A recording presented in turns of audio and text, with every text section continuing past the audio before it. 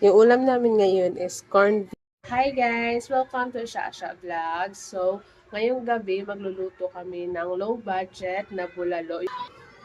Yung ulam namin ngayon is corned beef bulalo. Nakita lang namin sa Facebook, so try namin siyang lutuin. Yung aming corned beef na ginamis is Pure Foods. Bulalo, pero patatas ba tayo? So ngayon, nagpapakulo na siya ng tubig na may patatas. Ay, bulalo ba tawag nun? Ilalagay niya na yung Baguio, ano tawag ka na? Sa Bagyo. Pitsay Baguio. Guys, low budget.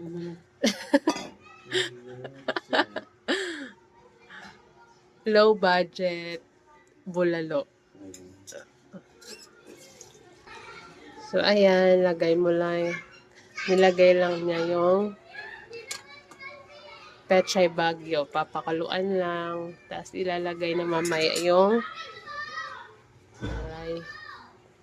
Pure Foods corned beef. Ayan, ilalagay na nilangga yung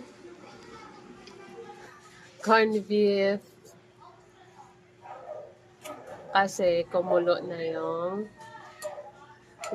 kanyang patatas tsaka Baguio Pechay.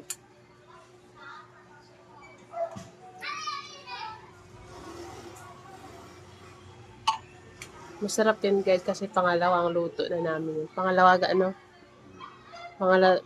luto na yan.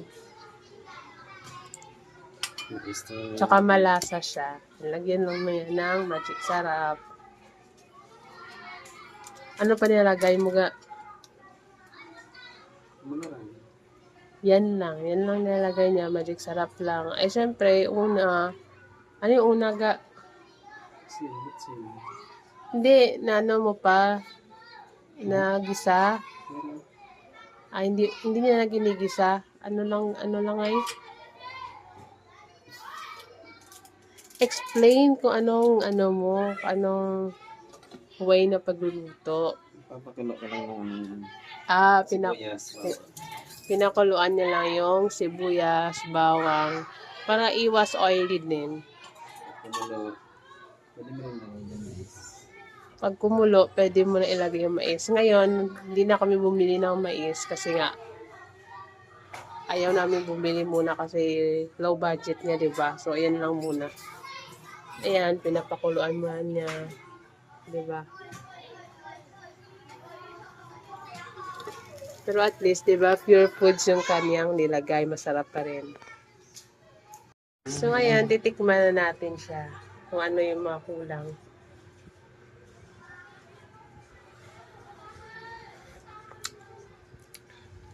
Asin. Okay na yung lasa niya, pero kulang lang siya sa asin. Malasa siya kasi Pure Foods naman yung nilagay natin. Pure talaga na karne. Ayan guys, luto na siya. Konting kulo na lang. Ay, luto na baga. Luto na siya, prepare lang. Tikman ko, be. Tikman ko.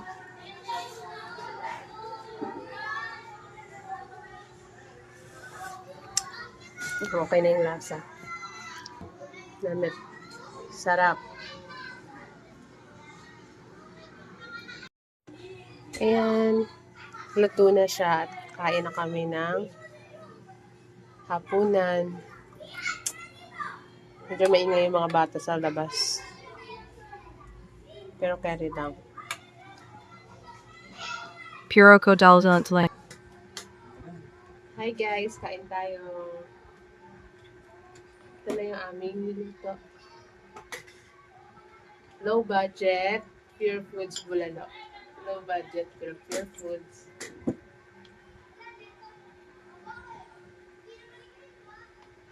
Tapos, yung natira namin kanina na gulay. Pansit. So, gulay-gulay muna tayo ngayon guys kasi wala pang sahod. Tikman natin.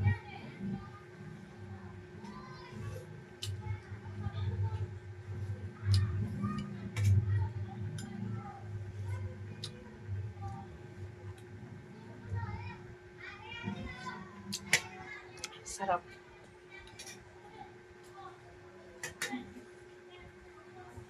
Malasa yung ano, malasa yung bulalo.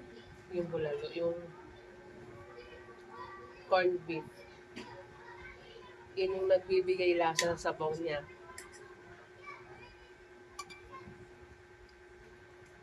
Yung kanyang sahog lang niyan is patatas, tsaka yung peche bagi. Yan lang.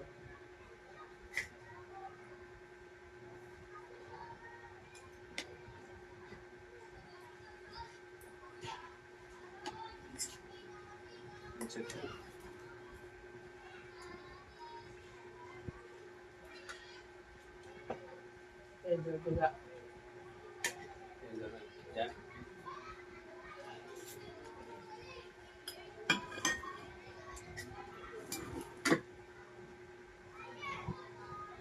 Yung pancit namin, ulam namin kaninang tanghali na binila lang namin sa karinderya ng pork chop.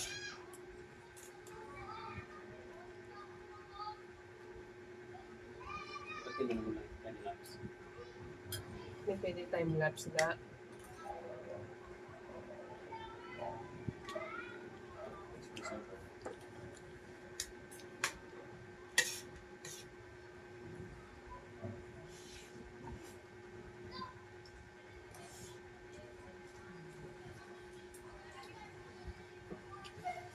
Sarap.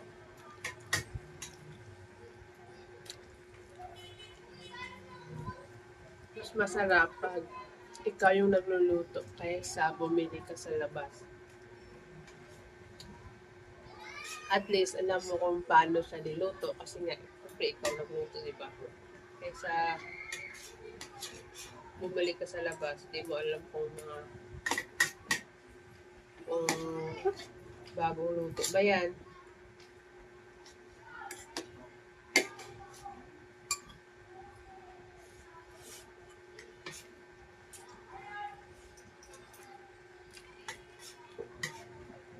Pero meron naman talaga sa labas na mga masasarap yung luto, tsaka trusted mo talaga. Hindi naman lahat.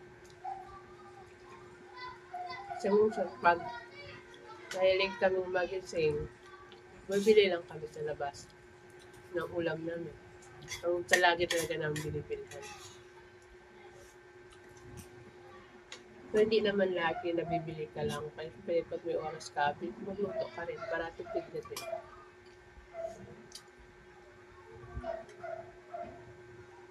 Ano?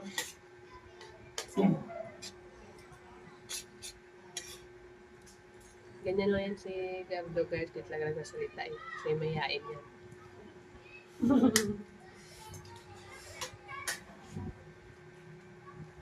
Dito nga, dito.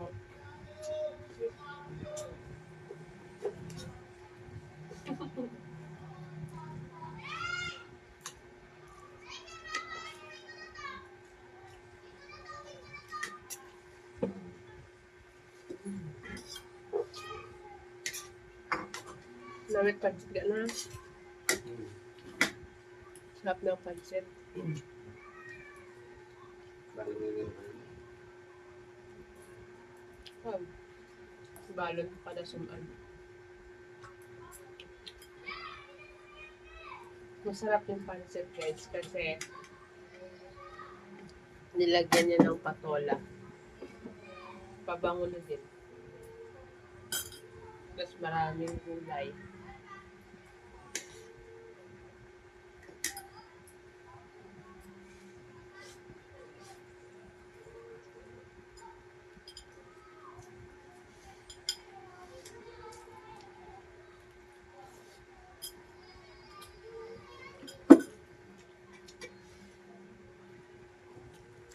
And guys, tapos.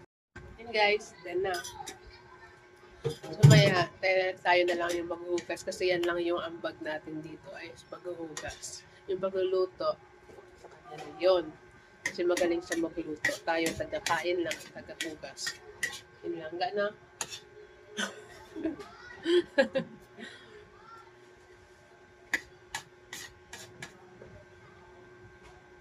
Siyempre, O sino yung masarap magluto? Sayong magluluto. Yung ambag natin, hugas lang, minsan hindi pa.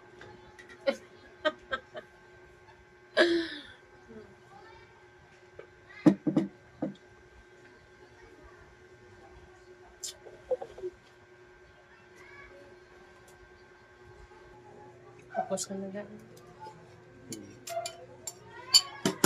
So, it's time to hugas.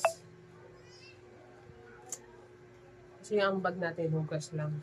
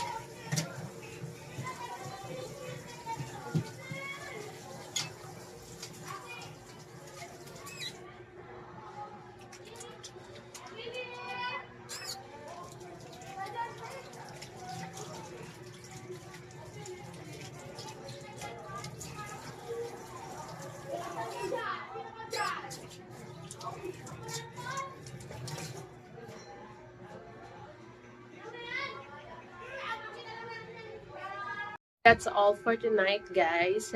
See you sa aming next video. Sana mag-like kayo at mag-subscribe. Thank you and bye-bye!